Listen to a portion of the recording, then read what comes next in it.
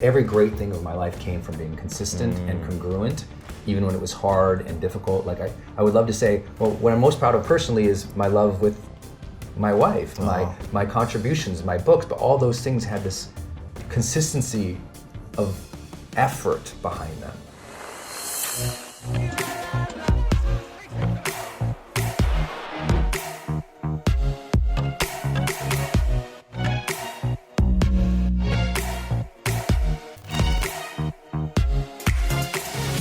There's a lot of influencers that are have expertise and they built this following and they're like, well, I'm still broke. I don't know how to make money. I don't want to sell something to my audience. I just want to like add value and be of service. I just want to create cool content. Like, I don't want to figure out this business stuff. It's too overwhelming for me. What should be people thinking about as influencers right now and over the next couple of years as a business model? Maybe you can give a couple examples and then also talk about a little bit of your model. I'd say first, if you're starting in this space and you're coming from that heart-centered, service-driven place, which is where you and I both came from too, everyone starts, if their heart's in the right place, they're like, I just want to give away free. I don't want to charge people. I don't want to be a jerk. I don't want to do business. It's like, no, you're doing a disservice if you don't build a business. And here's the thing. Often people don't pay attention unless they pay. You want to create a real transformation in people's lives, they have to invest something. They have to give something there. But I also say, listen, especially to the new folks, sometimes I go, hey, listen, kid, I love you, but since you're so smart and you know everything, you don't need to make money, can you show me one major influencer, thought leader, person you admire today? One. Show me one who hasn't focused on building their brand and business. Show me one. Oprah didn't care about making money? She's changed a lot of people's lives, one of the richest ladies in the world. I've been at a ranch up in Maui. Nice. You can't even call it a ranch. It's the top of Maui. It's like It's like I've been at her other homes. It's like trust me, she cares about business, and she's built a team to care about business because she knew she could reach more people. Find me one influencer, like a major one, like an OG.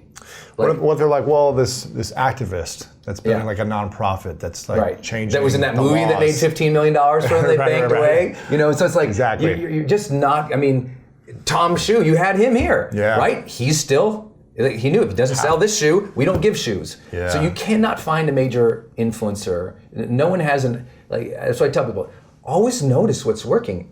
Why is it every major influencer focused on their business? Why? Because they cared enough about their people that they wanted to be there for them. And most of these people weren't good at business in the beginning. They were talented, they were an artist, they were an actor, they were a messenger of something, but they weren't necessarily talented in the business. This is not something that comes easy to people. You're gonna have to learn it. That's it. You're gonna have to apply it. This is why you create so many trainings on this. You're gonna need to find great people on your team to support you. Because maybe you don't wanna build the model yourself, and you gotta hire someone. That's right. And that's okay too. But either way, you're gonna have to do it eventually. You're gonna have to do it eventually. If you wanna sustain this as a lifestyle and as a career and something that can give you freedom financially.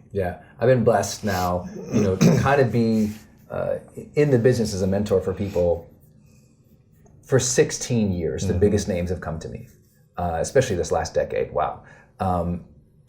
And none of them ever said, I wish I hadn't worked on building my business earlier. They always say, you know what? I should have focused on the business earlier. It would have given me more freedom. It would have given me more team. It would have given me more capabilities to build and scale and do those art projects that I wanted to do that didn't make any financial sense. It's like, I always tell people, you want like the freedom to do your art, have the financial resources that you have the freedom to do your art. So in our industry, there's so many different models. Most people are focused on the sponsorship and the brand model, and that shouldn't account for 10%. Typical influencers who have a following, they're making money off sponsorships. And if that's more than 10% of your revenue, what you haven't accepted yet as a business person is what you have is a busy job that other people pay you for. And if they don't pay you anymore, you're fired. You don't have. You don't have. Or if your following goes down, you don't have a freedom. You don't have. You have no. You might. There's a difference between having a business and earning money for individual contributions. Right? Just acknowledge what you have. Oh, when I do this, I earn money. That means you basically have a job for other people who are in control. A business waiting for them to like say, here you go. A business runs while you're sleeping. For 10 years of my life, I've had evergreen campaigns So on average, if I stopped working right now, we make the same amount of money for 3 years. Yeah. If I stop working right now. For 3 years, same amount of revenue. That's crazy.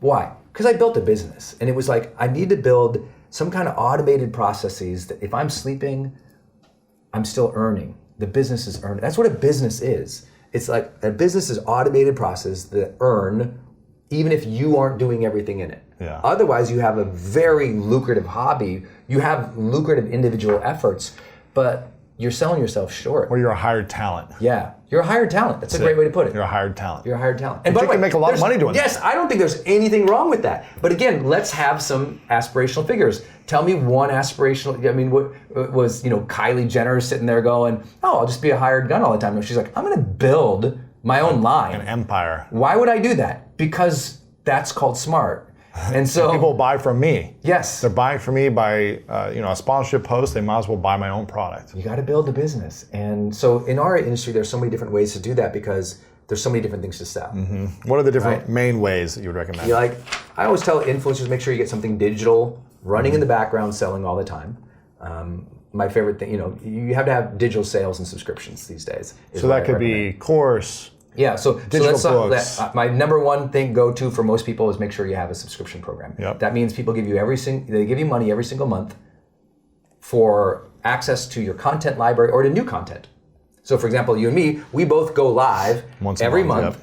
And we charge people to attend that live. That's it. And for the library of the other recordings of previous months. That's it. And that model it's always running. It's game changing. And so that gives you a budget each month. Yeah. Now the only issue with that is you have to show up each month to keep doing stuff, right? So that's just one model. Still got to put energy into it. Yeah. Still got to put energy, but that's something that's buildable and scalable. It gives you things like monthly recurring revenue, MRR, which people really care about when evaluating your business. Yep.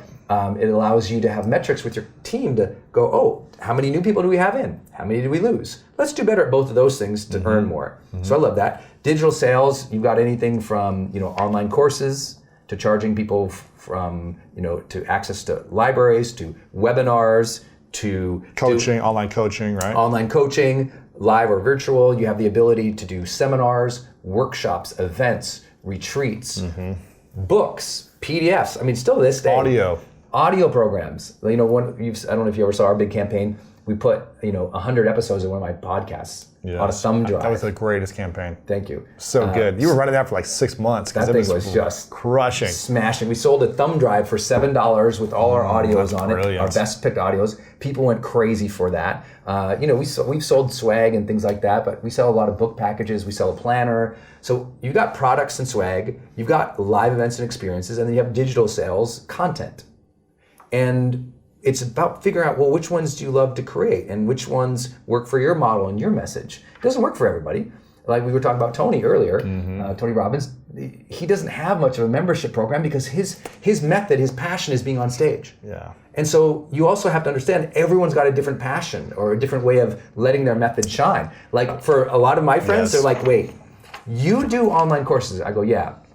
You do 5-week online courses? I go, yeah. They go, and each module is 2 hours long.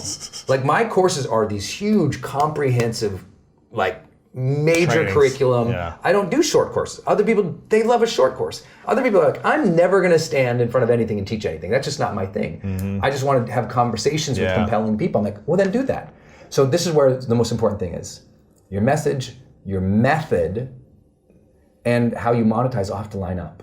And knowing who you are. That's where it starts from. When you know who you are. Because Because for me, I don't want to be on stage every 2 weeks like Tony. Yeah. I do one big event a year and I speak on your stage or a few other speaking gigs if they pay me my fee, and it's like, I'm good. Cool, I'll do that maybe once a month. Yeah. Maybe. But it's like, I want to sit down and have the intimate conversations. Yeah, because you're great at that. So this is your method. And if you're on the road all the time, you can't have people here. And my model used to be a lot of online courses, because that's what I learned in 2008, 2009. That's what was working for me at the time. Yeah. Then I just said, when I met with you 2 years ago, you gave me this great feedback of like, well, you need to have recurring. You need to have a subscription. Yeah. You can keep doing the launches and the courses if you want, but you've got to have subscription. Then I just said, I'm kind of tired of doing courses. Yeah. For me, knowing who I am and what I've already created, it's just a lot of energy for me. Yeah, they're hard. They're hard. People don't appreciate how hard it is. Hard. So I just said, you know what? We're getting rid of the courses. We're going all in on subscription. Yeah. And it's been 2 years. It's been amazing. And we did that half-day session with you that was really game changer. Same thing with Rachel had the same thing. Yeah. She was kind of anti-selling something. I said, let me give you all the business reasons to have a subscription. Watch what happens with your business. Watch how you can anticipate revenue. Watch how you can grow and give your team something to grow that you don't have to do everything on. Yeah. And it almost takes me 3 or 4 conversations with people, and then they get it. You were like, I got it. And I think you were actually like 30 days. Next. Yeah. And we were so pumped. I was like, oh my, Lewis is doing it. And here's the thing, it wasn't perfect. Right. I think a lot of people, and it's evolved. You know, what we started it out as, it's now evolved into something else. And I think a lot of influencers get hung up on everything trying to be perfect when you can just get it out there and start building it, and then make it better as you grow. That's it. My first online courses suck compared to my 28th. Yeah. You know, but also when you figure out that model, you gotta work that thing. Push it. Like a ton of people come, like they'll take my course and they'll learn, oh, this is how you do courses, and they'll kick out one, they'll promote it one time, and they're like, oh, it didn't work. It's like, you have to stay on the model. Yeah. You have to work the model. The number one issue I found with influencers often is they never step into the role of CEO. They don't want to. They don't own the fact that they are responsible for the business. So how? Because that feels like, well, that's not art, man. Yeah. But it's like, so it's like, but if a business owner never goes, I own this business, I own my dream, I am ultimately responsible for this thing growing. Once you accept, I'm responsible for growing this thing, even if you don't push every button, even if you hire the CEO or the CMO or whatever, once you go, I'm responsible for this message, I'm responsible for this business, everything changes. Same thing happened with Oprah. I got brought out to train them when they were in a very significant transition. And her company and I did this course together called Your Next Bold Move. And she was going for her next bold move. Because she finished the show, left the talk show, launched OWN, the Oprah Winfrey Network. Didn't go so good so far. And it was about a year or two, and she talks about this, so it's not speaking out of school here. She spoke about, like, for a year or two, she was just kind of frustrated and angry and like a little bit, or like, well, why isn't this thing taking off? And I worked so hard, why should I be doing it? And then she goes, it's on me. I got to own this. And she stepped right back in, boom, turned that thing around in 2 years. Because she stepped back in. And that's what owners do often, is they kind of step out and they're like, it should be easier now. No, it's never going to be easier now if you care about this thing called scale. Yeah. Because scale is going to require difference. That's it. And so once you get used to, like, oh, I'm going to do different things to scale, then you stop bemoaning the struggle and the hardship. And this is what I always tell people, you have to honor the struggle involved in building a business. Because if you complain about it, you moan about it, you bemoan it all the time. It's a job. It's something you don't love. Yes. Anything you apply hate to quickly dies. Ooh. So if you say, I hate doing email marketing, it's dead. You're toast, right? I hate doing podcasts. You're toast. Anything you apply hate to dies. And so you have to go, okay, am I honoring the struggle here, allowing the hot mess, but staying in it and owning it? The most important thing influencers must do, I tell them all the time, especially new and really young kids, because I've got a client right now, she's 17. Mm. She made $40 million last year. Making money. And so her parents hire me because I've been in the industry for a long time to kind of do some mentoring. And I kept saying, it's like, listen, you got to take command. The 17-year-old. Telling her, you got to take command. Telling somebody they have to own something, like that, because listen, we all have the same aspirations. We all have 4 aspirations our whole life. Our being goals, like who we want to be as a person and our desire to be congruent with that. Our relating goals, how we want to treat other people and show up with other people. Our creation goals, the things that we want to create, the things that we want to contribute. Like, I want to do something, right? I want to do something with my life. That's a creation goal. I want to, do a podcast. That's a creation goal. I want to leave a bunch of money to someone. That's creating a significant, meaningful thing. And then our growth goals, how we want to grow along the way. So we have the same aspirations. So what makes a difference? If everyone has the same types of goals, I want to be a good person who's congruent and proud of myself. I want to relate with other people so there's deep, real, meaningful connections, love, and care. I want to create things that I feel like draw out my passions and make a difference. I want to grow into the best person I can. if we all have that same thing, what's the difference makers? Usually two things. Number one, did you take command? Are you the captain of your ship, or did you just get blown around by everybody else? Were you responsible? Yeah, did you take responsibility of that? Did you really take command of your life? Doesn't mean you have to do everything yourself. It just means that you own it. And then the other thing is community. The people that you're around. Yeah. Right? Who help support you. Like, we became friends because I was like, I can learn a lot from Lewis. You know, and you were always so humble with me, like, hey, how do you do this, Brendon? And we were just both givers. And it's like, you know, that's it. I mean, I don't think we have any competition between us other than I think you're way more athletic and beautiful. but it's like, and a better interviewer than me, times 1,000. But it's like, you know, it's like we deeply care about the community we have. Yeah. But you're here because you were on your sister's couch, and one day that wasn't allowed anymore. Yeah. And you took command. That's it. And everybody has that in their life. So I tell influencers, you have to command. This is a 17-year-old girl. I'm saying, you must command the direction of what you're doing here. You're listening to everybody else. And she's one of these girls who's got all these reps and all these agents and people around her all the time. And I was like, okay, let's sit down. What does it look like to take command of this thing? If it was yours, where's it going? What's happening? And no one talks to her like that. They're all telling her what to do and how she's going to screw it up and how dumb she is because she's 17. And I'm the guy honoring her and going, well, she's created some kind of there's magic here. Let's really empower that. Let's really open that up. Let's let her control and shape and shift that thing. And that's hard for adults to do. Yeah. It's hard for parents to do with YouTubers. You know, out of the top 100 YouTubers, you know, 15 have been real significant clients, and Experts Academy graduates, and they're kind of like, how often that they made 100 videos and made no money. And if they didn't say, I'm going to do this, and keep commanding that of themselves, commanding of their will, commanding of their attention, how many of those huge shows would have never had those millions of subscribers?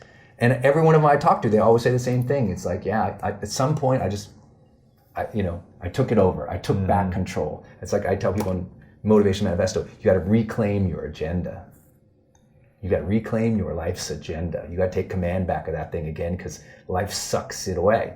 Distractions. So that's true. Yeah, and the most important thing you can take command of is your business model. Yeah. What are we going to do here? Don't wait for other people to tell you how to make the money, or the agents to say, we'll go get you the deals. You have to be you know this, you have agents. You have to be so actively involved. Otherwise, you get wait around forever. You get peelings. Yeah, that's powerful. I mean, so get clear on the model. There's lots of different models. You talk about this in your courses as well, and you're going to be covering this at Influencer at the event. But there's also mayhem that comes with being an influencer. You like this framework of the alliteration? Yes. You got message, market, mayhem, model. Yeah. So there's mayhem that comes with being an influencer. Yeah. What does that mean? So you're telling me that I can't just be an artist and put out my content and I'm going to start making money and everything's going to be happy-go-lucky and work forever? Yeah. Some of your family's going to hate your success and your following. Yeah. You know, there's a lot of haters. Some of your friends are going to be like, what the hell are you doing? Who are you? I don't get this. Why are you posing? You know, some of your girlfriends and your boyfriends are going to be like, you know, too much time away, or why can't you be more present? Your mind is always on your dreams. You know, people, there will be relationship mayhem when you commit to your dreams. And that's what the universe set up to test if you wanted it or not. Because it's not just the mayhem of like, oh, wow, I got money now, or I'm nervous. Because that's always going to be there. Like, I'm nervous right now. I'm talking to Lewis House, right? I'm on a show. There's a wonderful woman over here filming. There's cameras going. I'm like, I'm a little weirded out. I don't do a lot of interviews. I'm great on camera in my studio doing my thing. Alone. Yes, here it's new to me. I'm sweating. I'm all nervous. There's always going to be mayhem. There's the internal mayhem of the self-doubt, the fear, the frustration, the lack of motivation and discipline that just upsets us, that we all have. But the real mayhem that really messes up people in the influencer space is the relationship mayhem. Your brother don't get you, your spouse doesn't support you, you have a partner who steals, you have somebody who takes advantage of you because all of a sudden now everyone wants something from you. And when everyone wants something from you, there's going to be some, you know, relationship mayhem, there's going to be some distrust, there's going to be there's going to be a lot of problems. And I tell influencers, like, anticipate that. Know that you are going to be challenged. Know that you walk off stage and there's 10 ladies in the audience, right? I walk off stage, there's 4. But no, they want something from you, yeah. Everyone wants something from you, whether it's a business deal or a money or a handshake or a selfie or something. And I joke about it in some ways because it is funny. For a guy from Montana who's awkward, as weird as I am, to get the invitations and the offers, but also like the schemers and the scammers. Yeah, a lot. It's hard to tell what's true, what's not true, what's like the right opportunity. You also, as an influencer, get an abundance of opportunities. Yeah. So the mayhem of hurting people by saying no over and over and over again. Yes. That's challenging in itself. Yeah. Because you want to say yes. You want to help. You want to be a part of projects. But then if it takes you away from your message, your method, and your model, then you're hurting yourself as an influencer. Yeah, and I tell people it's like the way through, because there's 2 kinds, right? The internal kind and the external kind, right? The internal self-doubt, struggles, difficulties. The external, the relationships, the business, the turmoil, the chaos of the world. And the way through both of those, the internal kind, is through your own mindset and habits. You've got to do everything you can to dial in your mindset and your habits, from how you think of yourself to how you take care of your body, to what you focus on each day, to how you reward yourself. And the more you dial that stuff in, the less, like, to me, at any given moment, with the size of the brands and the businesses and the teams and the relationships, something's going wrong. Something is just not right. So I've got to find the ability to be peaceful and present, the ability to deal with the stress and the challenges, the nervousness, the anxiousness, the anxieties. I've made a life of trying to master that internal world. And so the mayhem is really, when the mayhem comes, you've got to be mastering your mental health, which is the next thing you talk about, which is everything you've been saying, is like making sure you take care of your health, your habits, your relationships, your reclaiming your agenda. Yeah. Because when we don't reclaim our agenda, we lose our mental health, I feel like. Absolutely. Yeah, that's when you're like, Yeah, and so my life is so out of control. I'm like, who let it get out of control? Like, let's take some ownership. If mindset and habits can really help with the internal mayhem, with the external mayhem, you need mentors. It's like mindset and mentors can solve a lot of problems. That's so true. Right? Mindset and mentors can solve a lot of problems. And the external stuff happens. It's like one of the reasons, we were just with Rachel and Dave in Puerto Rico, and the reason I met them is she kind of reached out on Instagram and said, she promoted my book, High Performance Habits, I didn't even know her. She was just talking about it, and I heard all these people saying, there's this lady talking about your book. But then she had the proactive nature to reach out and say, you know what? I don't know what I don't know.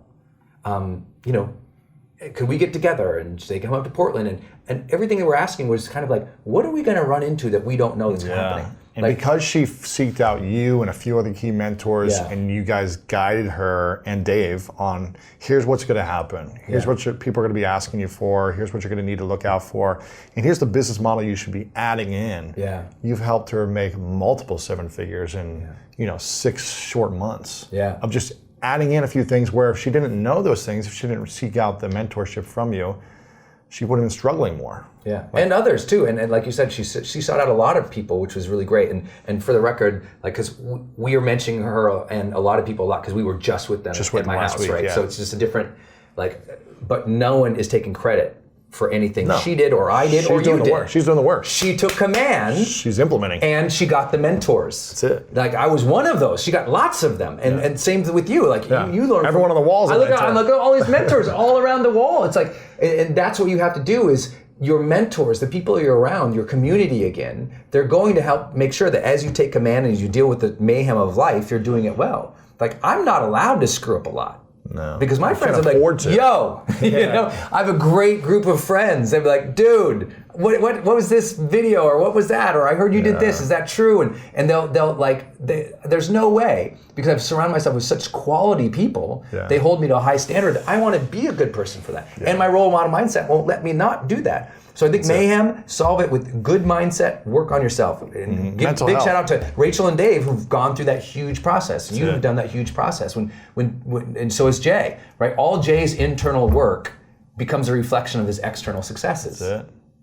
All of us. And when you're a monk for 4 years, that helps you keep your mental health in check when the mayhem happens. Help chill out. And he's doing 2 hours of meditation every morning. He's focused. He's doing the work. He's still doing the work. Still doing the work. work. I think it allows you to deal with everything. It's all the press, being on Ellen, Today's Show, and billions of video views. And it's like all the mayhem that comes with impacting people, and which we're talking about next is meaning. When you have your message, you want to be an influencer and reach people, and you want to build a meaningful life and a meaningful business, there's going to be a lot of stresses also. So you got to take care of the mayhem with the mental health. But what does meaning mean for influencers? And what should we be thinking about as influencers? I think the first thing is how often people get it wrong as influencers. They're waiting for the day to come where they can finally have satisfaction and fulfillment from their efforts. Oh, when I get to 1 million followers, when I make $1 million, then I can like myself, feel good about myself, enjoy the day, rest peacefully. I'm like, if you can't teach yourself to rest peacefully now, you're screwed when the mayhem really hits, right? That's what happened to a lot of people. Like, oh, well, Brendon, I'm so stressed out and so upset. I'm like, now? You haven't even started yet. I mean, give it 10 years. So you really have to immediately take control of that, including the meaning of your life. It's like you have to train yourself to draw meaning from each day. Each day, you have to train yourself to draw meaning from it, because otherwise it's just one day after another. And I tell people all the time, and I faced my death twice in significant ways. Being in hospital beds, think I'm going to die, both accidents. And I learned that real reverence for life shows up in the oddest of ways. Real reverence for life is, did you feel this day? Like, did you feel it? Or did you just kind of bumble through, finish it, do the meetings, now you're tired, go to bed? Or did you make yourself feel it? Like, get present, get aware, take that breath, feel the earth, feel your life, feel the blessing of your spirit. And so many people, that happens when they're on their deathbed at the end. I was lucky, I had that as a young man. I got mortality motivation at 19 to realize you gotta have reverence for life. You have to make each day meaningful, do meaningful things, but also draw meaning from it, not later. And some of the most miserable bastards I know are people who literally are waiting for some day to enjoy life. But reverence for life shows up in how you felt the day. Reverence for life shows up in your time management. I tell people all the time, look at all these days you wasted. Don't tell me you appreciate life. A lot of people have a gratitude journal, but you know what shows gratitude? Let me see your calendar. Your gratitude journal, that's a nice reflection. You wanted to talk about real gratitude for life, reverence for life? Show me your calendar. Did you maximize each day? Is that what you mean? Yeah. Are you actually using your days wisely? Because if time is short, if life is short, then you better be using it wisely. It doesn't mean you need to stack everything in there. It's just like, can I see in your calendar that you're enjoying life? Can I see you're building and growing and taking it seriously? Do you have some time with your family and friends scheduled? Are you playing? Are you traveling? Are you playing? Are you enjoying life? Is there some time off in here? Or is it meeting, business? Like a lot of people, like especially influencers, they wake up, they create content all day, they check their stats, they go to bed. And if that's your life, that's a very unique kind of secret hell. And that goes by pretty quick. And the frame is in comparison, right? It's a unique kind of hell is waking up and doing something every day only to check the stats on it, versus really connecting with the audience, really connecting with why you're doing it. I'm looking above your head here, and you've got some legends up there, including Tony Robbins, who's both of our dear friends, and he's helped us, we've helped him in many ways. And listen, he wouldn't be doing this long if he didn't take deep meaning from the actual work. Every day.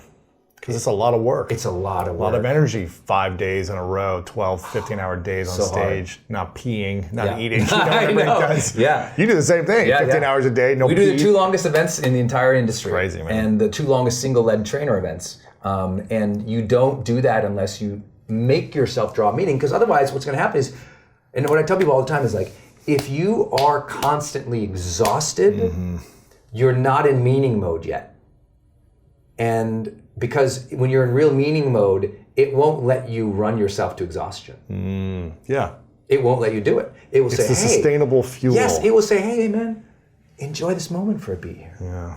It's when you're going, that means you're not in meaning mode. And because if you're in real meaning mode, it won't let you exhaust yourself. That's true. That's true. And you can learn all about this at influencermagazine.com. By coming to the event, I'll be there Brendon will be there. Yes, I'm so pumped for you to be there. It's going to be great, man. I've got a few more questions for you, but make sure you guys, if this is resonating with you, if this is connecting and landing for you, then make sure to go to influencermagazine.com right now. Get a few tickets for yourself and friends. It's going to be in October in San Diego. Yes. The first one ever. First one ever. It's going to be a game changer. For influencers, by influencers. Yes. It's not for agencies. It's not for VPs of McDonald's and brands. It's for the actual creators who want to understand the business of it all.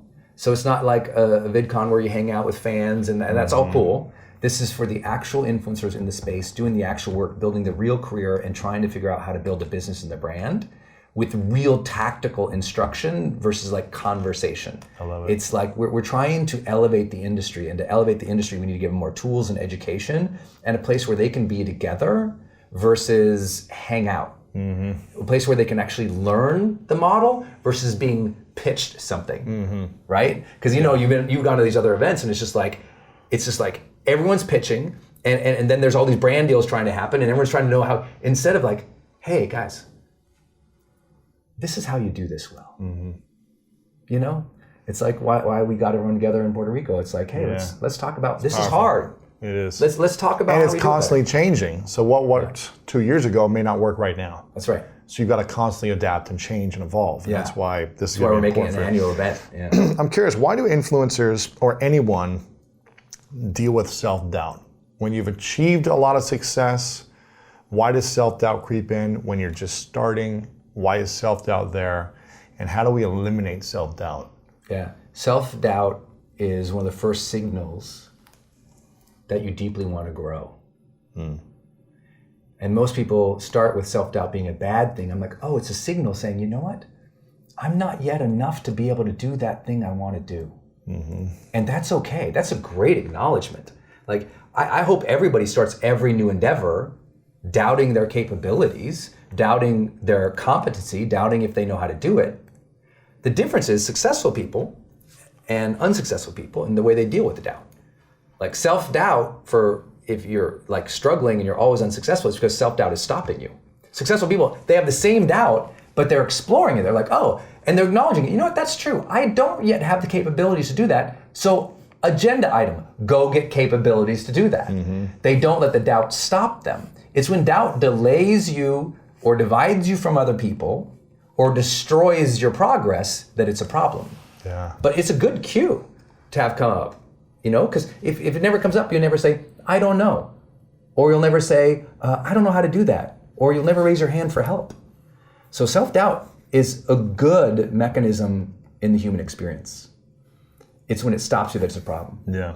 And so the goal is to explore it, and the goal is to realize that it should be a cue for you to learn and ask for help. And what most people do, you know what they do? They get self-doubt and they go silent. But in the silence of self-doubt, that's where the suffering is. When you speak it and you share it, say, hey, Lewis, I'm about to do this podcast, man. I've never done something like this. I have no clue what I'm doing. When I do this, how do you think through it? Could you coach me and mentor me? That is a proactive way to meet the self-doubt and then overcome it. But if I go silent with it, that's where the suffering and the stopping happens. Wow. Yeah. That's powerful. This one's on love. When do you personally feel the most loved in your life? With Denise. Yeah, my girl. You met my wife. So she believed in me when no one did. And it's not just because she believed in me, she's just an exceptional human. She's kind, she's thoughtful, she's smart and beautiful, but she also, she just holds good space for other people. Yeah, she does. She inhabits a good space in herself because she's at peace with being a good person. And then she's calm and she holds good energy. And it's been hard being married. and what I mean by that is marriage will challenge you so much. And I feel most love though in the marriage as much as it's a challenge, even though everyone who knows us, like we have this, like you've seen us, we are so sweet on each other. Yes. But the reason I say it's hard is because, as you know, in 2011, I had a brain injury. And there was a good 2.5 years, I was not good as a husband. And I don't think I was good as a man. And what I mean by that is I was just like, I had anger issues because the brain injury, I hurt, the prefrontal left cortex, I hurt my cerebellum, I hurt my hippocampus. I was having trouble with memory and motion and with controlling my emotions. Yeah. And so the calmest guy in a marriage ever all of a sudden was like being angry and like getting upset about the stupidest stuff. And the reason I feel so much depth of love with her now is because we went through that. I really believe love grows in that fertile, what is that phrase? Love grows in that fertile soil of struggle. And we have struggled so much from having nothing to building our lives. She built an amazing business as owning exercise studios, had 30 employees, a great mentor to women. She went through tons of challenges as a business person, as have I. But then that injury brought us really close together. Wow. Even though in the short term it was so painful that we survived it. That's where the love has grown so much, What does every influencer need to be aware of with the partner they choose? Whether a like a dating relationship or marriage. Yeah.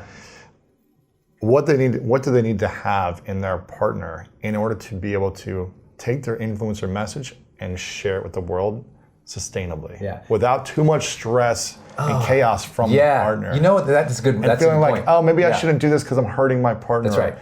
I got to dim my light a little bit because I don't want to make them feel insecure. What do you need to look for? Yeah. Well, first read the chapter in Motivation Manifesto on love, because love is not something that exists in another person, and love is a universal energy that we can tap into, and we don't need it from another person. So it's removing need is the biggest and the hardest breakthrough in all relationships. Removing the need. For yourself and for the other person. Yes, not that it's always going to be there. The second big idea is, listen, their permission or understanding is not required for your progress. People tell me all the time, well, she doesn't understand, right? I'm like, why do you think she has to understand? Why do we think everyone has to understand intimately our hopes, our dreams, our needs? You probably don't understand theirs. You can seek to understand it, and you should, but it's okay if they don't get it. It's totally okay, because they have their own path. There's a lot of people in our world, you and I, we think like, what are they doing? That's weird. That's not what we would do. But they don't need our permission. No. You don't need the permission, the support, the understanding, or the cheerleading of everybody around you to follow your dream. Because a lot of people say, well, I'm in a bad relationship, Brendon, that's why I can't succeed. I'm like, okay, well, one, have some really honest conversations there, please. And a lot of them, and consistently. But then also, if you can't change the relationship, then change your expectations of what that relationship is supposed to give you. Because you don't need, to be an influencer and to be a role model, everybody around you doesn't have to be perfect in cheering you on. In fact, you and I have had a lot of doubt and a lot of haters as we've grown. Matter of fact, I think the bigger you grow and the better you get, the more people will question you and not get it because your messaging is scaling. And so anticipate that not everyone's going to get it. But what I would recommend, if you've got a good person and you're trying to grow together, is just be so diligent about sitting them down and always painting the future. And I don't mean like painting 20 years out. I mean like, okay, honey, it's Sunday. Let's look at this week. What's your week look like? What's my week look like? That Sunday check-in to think about where you've been and now where you're gonna go is so critical to growth. I mean, I can't even emphasize how important that is. Like, because if I know she's got a challenge on Wednesday, I'm gonna be a better husband for her on Wednesday. You know, if she knows I got a big interview, she's gonna cheer me on in the morning with text. Like, you can't support each other unless you know what each other is facing in the upcoming next 7 days. That's powerful. Yeah, that's really powerful. What are you most proud of personally in your life, personal life? Personal life. Oh. Well, it could be your business too, but what is the thing, if you could say one thing I'm proud of in my life? Whew. You've done a lot of things, but. That's a great question, brother. I would say just consistency. Like, I know that sounds so weird, but like every great thing of my life came from being consistent and congruent, even when it was hard and difficult. Like I would love to say, well, what I'm most proud of personally is my love with my wife, my contributions, my books, but all those things had this consistency of effort behind them. I'm proud of myself for not giving up all of those times, you know, because I wanted to. You know, I'm proud that, you know, I've been a good man to my family and my friends for a really, really long time, with very few exceptions that came mostly from my brain injury. Yeah. You know, and I feel like I've been consistent all my life except for that period of time when my brain was not working. And you know, Dr. Daniel Amen, who treated me, and thank God for him and a couple other neuroscience guys who got me back on track of just, you know, I wasn't consistently working out or consistently being nice or consistently doing my art or my video. I was really struggling. Making it through that. Yeah. I'm proud of that, because that was really hard. I stepped off. I think you know the story, but I'd finished an Experts Academy, got off stage, you know, a couple thousand people out there, and you know they do that thing where you finish and they call you back, you know, and they're like, you go back again, and you thank you, and you go back, and they do it again. 3 times this happens, right? 3 callbacks. And I go off stage, and I didn't feel anything. Didn't feel jubilation, didn't feel joy, didn't feel satisfaction, didn't feel pride, didn't feel like I'd even made a difference. I just didn't, because my brain was hurt, and that part of the emotional processing just wasn't working. I just didn't feel anything. And I literally stood there and I'm like, it's time to hang it up.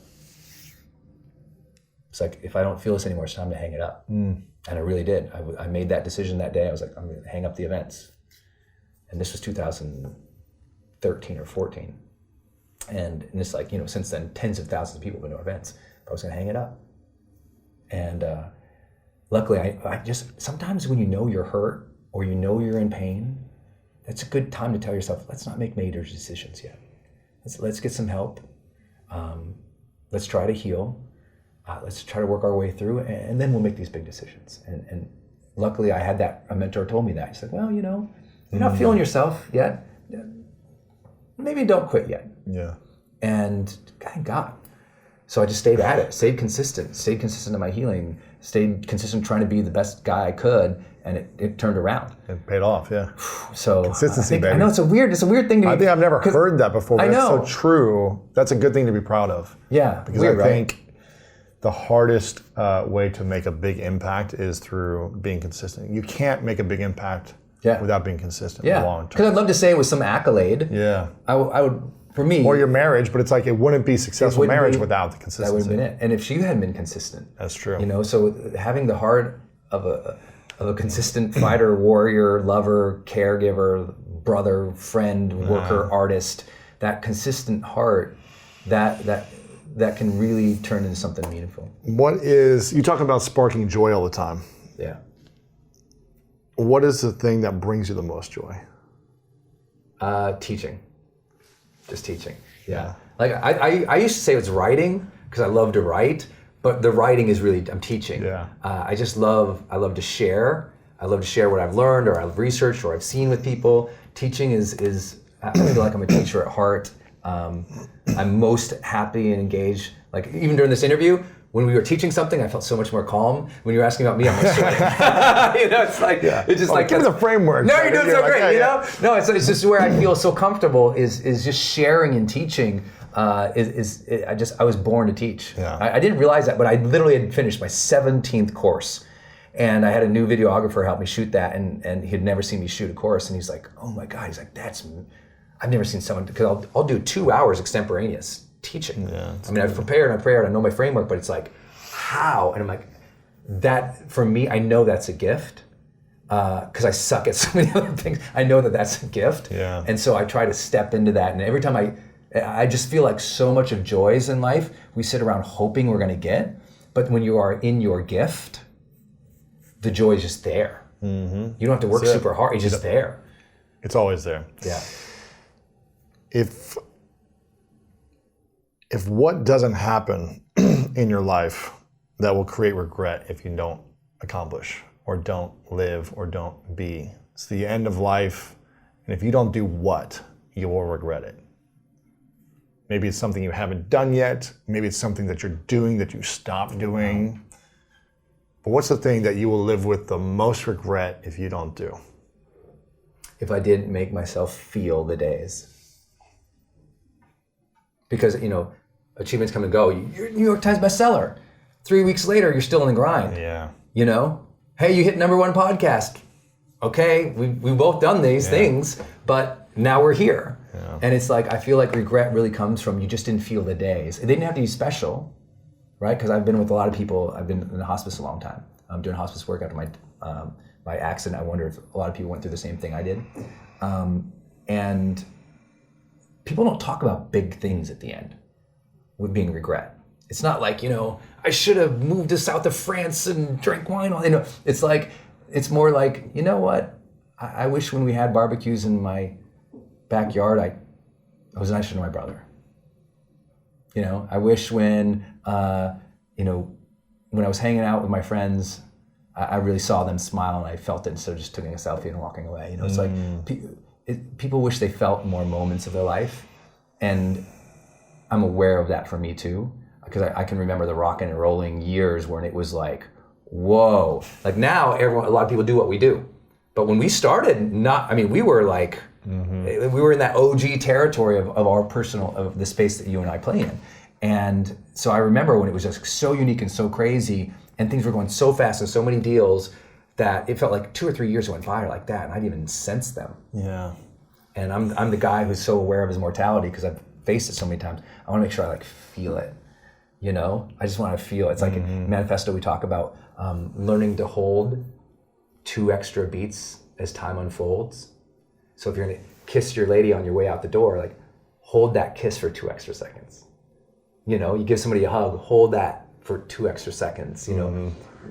At the end of the conversation, saying goodbye, just give them a good look in the eye, hold it for 2 extra seconds, and just you don't have to do a tremendous amount of things to feel life more. Sometimes you just have to hold space just a little bit, just a few extra seconds to feel and appreciate it. When you say thank you, it'll be thank you, just thank you, and really hold that. Yeah. You're creating meaningful moments in those spaces that you hold. And so I know I'll be really regretful if I didn't do that enough. Yeah. And that's been, it's been my own personal challenge since the brain injury, because it's easy for me not to do that. So I'm just trying every day to make sure I feel the day. I love that. It's something I've been doing for a long time, which is giving long, awkward hugs. Yeah, you are good at that. It's hold it for 5 seconds. Yeah. Unfortunately, now I have to be so cautious because of the time of the age we're in. Yeah, that's right. Where it's I'm almost barely giving a hug. Yes. Especially a female. Yes. It's just can I give you a hug? Can I, it's I've got to be very confident. Yeah. So it's finding the joy in the things that, and not being, I don't know. But it's still, there's other ways to have it. This Facebook example, it's just having that meaningful conversation for an extra 2 minutes. And not being on your phone during it. Yeah. It's just I really feel like the ultimate trying difficulties of our time is that people are not feeling the day anymore. Yeah. They are swiping through the day and no real comparison is happening. Emotion of the rise and fall of the videos is happening, but they go to bed at night and they're like, I didn't feel the day. I did a lot. I was distracted a lot. I looked at a lot. I even worked hard, but I'm not feeling this life. And I'm you have to make yourself feel this life. You need to learn mindfulness or awareness practices or try meditations or learn how to breathe, but have that intention of I really want to feel it. Because after the most successful people in the world who I've been blessed to work with or coach, they just want to feel it more, man. They are so tired of going through the motions. They're so exhausted of doing everything else that everyone else wants. And they just want, I was with this person about 4 weeks ago, incredibly, cover a magazine person. And I was visiting the person's house, and I coached this person, and we went for a walk. And I saw this sign that said something about some park. And I said, let's go over there. And this person had not been in that park. Now they lived in this neighborhood, really fancy neighborhood, for 5 years. Had never been in the park. I said, well, let's go over to the park. And the first thing, we don't have time. And I said, you know what? Let me eat in my time today and give you this gift. Let me eat in my time. So, all right. So all we did is we walked, and I said, why don't we just walk around the park? And I know this sounds very Zen master stuff, but I'm from Montana. We're outdoor people, okay? Let's take a stroll. And literally, last night I get this text, and the person's like, you know what? I've gone to that park every day now. Wow. And the conversation that I know is having in his head is just I'm taking a moment of peace for the day, to experience the day and to feel the day a little bit. I tell people all the time, get outside a little bit, breathe a little bit, without your phone. We're living in such a distracted age. The number one problem we really have is people don't feel the day. They don't feel their relationships. So they're looking for this for feeling, and they're lacking life. Yeah. Feel it. You gotta feel every day. This is called The 3 Truths. You answered it last time, so I'm curious to see what you said. I'll go back and review the last I know what I said last time. I'm gonna do something different now. Okay, so hit me with it. So imagine it is your last day. You've accomplished everything. You have no regrets. You felt every day. You sparked joy everywhere. You were the influencer of the century. Whatever it is you want to be, you create. And you have an incredible marriage and relationships. It's all there. But you got to take everything with you. All your messages got to come with you, and you can leave behind 3 truths. 3 lessons or experiences you would share with the world. What would you say are yours? Now I'm questioning what I said last time. 3 truths. Things going away. My first one would be, I'd want to carry on the message of my dad. That's a big one for me. Mm-hmm. And that message was, my dad basically taught us the same 7 things. And I know this is cheating a little bit because there's multiple things here, but it's okay. Be yourself. Be honest. Do your best. Treat people with respect. Take care of your family. Be a good citizen. Follow your dreams. It's one of the things I'm most proud about in my career was that the quote, I've created quote cards since literally day one. And my most popular quote of all time was those 7 things my dad taught me. Wow, that's pretty cool. Yeah, like 37 million times. That's powerful. That was just so huge. So I'm really proud of that. I want to share the truth that's my life, but the message behind that is somebody mentored you and somebody inspired you and you had a good parent or family or caregiver or somebody. One of the truths is if they're going to take away everything else, make sure you pass on their message. We live in a time where our elderly are discounted and thrown away in these homes and forgotten. We live in a time where the wisdom of previous generations is completely lost to us because we're so fascinated by innovation and newness that I really believe we've got to have kind of resurrection of this feeling of passing on values and the wisdom from our parents or grandparents or somebody. So I'm like, that would be a truth I like to give is like, it's part of your destiny is to carry on something from a previous generation. Mm-hmm. And it used to be just genes and genetics, but now I think it's message and values. And that would be one truth. Another truth is that you are so desperately in need of love and you're the only one who's going to grant it. Wow. Yeah. Everyone is so desperately in need of love and they think it's going to come from some external thing, but it's going to first come from an allowance and an opening and a permission that will actually allow other people to access that same energy with you that will create what feels like a relationship love. But if you can't access that within inside, then you're in trouble. And then the third thing is nothing will ever be more fulfilling than service. That's true. Nothing. Nothing you achieve, nothing you give, nothing you make happen. I see people all the time, they hold up their awards. I did this, I'm this. And I'm like, no, your audience did that. The people you were serving did that. Realize no one's really self-made. It's the people who they were benefiting that propped them up. And I feel like you're going to really tap into a deeper level of service in your life when you recognize who is being impacted by what you're doing. That's, whether we're talking about influencers or any other person who's trying to be a role model, is really just stay in your heart of service. Yeah. It's hard to be in the heart of service today. We're in the selfish kind of mode, the selfie mode, and we aren't in the heart of service the way we used to be. And I feel like if people knew how fulfilling service was, they'd aim for that as much as aiming for the selfie. Ooh, that's powerful. Yeah. I love those. Those are good, man.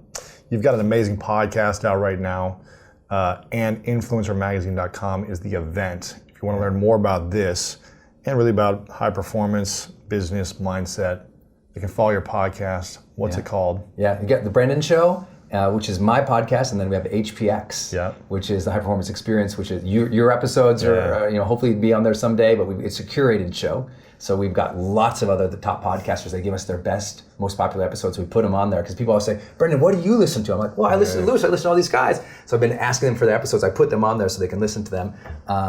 Then this event we're doing, I think is going to be a hallmark key turning point for our industry. October 10th through 12th, San Diego, California. InfluencerMagazine.com. Yeah, Influencer Magazine is where you can get the tickets for it. And the event's just called Influencer. Yeah. That's it. It's like we want people to say, you going to Influencer this year? And everyone goes, oh yeah, because that's where you got to go to learn how to do all of this well. That's it, man. That's it. So get your tickets. Make sure to screenshot this, tag me and Brendon, and let us know what you thought about this. I got a ton of notes. If you're watching the video, I've got my notebook here. So send screenshots to your notes from this. Share with your friends. I think this is really powerful and a great foundation for people who are influencers or those who want to become an influencer. This is a great message. And they can follow you at Brendon Burchard everywhere. Yeah. Instagram. At Brendon Burchard fan on Facebook, 5 million in that community, and at Brendon Burchard on Instagram, which I really enjoy. It's so much fun. I'm enjoying it. You did a good job. Right now. Yeah, you did a great job. I want to acknowledge you, Brendon, for being an incredible friend. Thanks, man.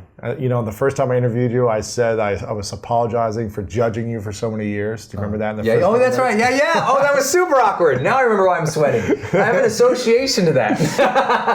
But man, it's been amazing the last couple of years just building a friendship with you. Yeah, thanks, bro. And you never ask for anything. You never want anything.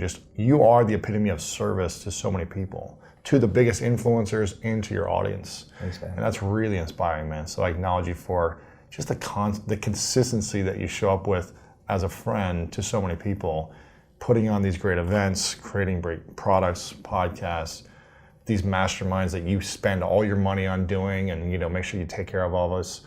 You are a great role model to me and to so many people. So I acknowledge you for your love and the joy that you always bring, man. You're always gonna have joy when you're around Brendon Burchard. InfluencerMagazine.com to get your tickets. Come to Influencer. Check out the podcast that Brendon runs. Final questions. What's your definition of greatness? Oh my gosh. I forgot you did that. I thought we were done. Definition of greatness. It's evolving. I think the older I get, the more the definition of greatness is entirely tied to the concept of service. Yeah, me too. More and more and more. And I've always believed that, but I think it is the ability to demand of yourself and command your mind and your body and your day to do something that's meaningful for other people. Because that's what's great, right? You can be good just doing stuff for yourself, but you become great when you do things for other people. Brendon Burchard, thanks, brother. Thanks for having me, man. Of course, man. So good. Powerful.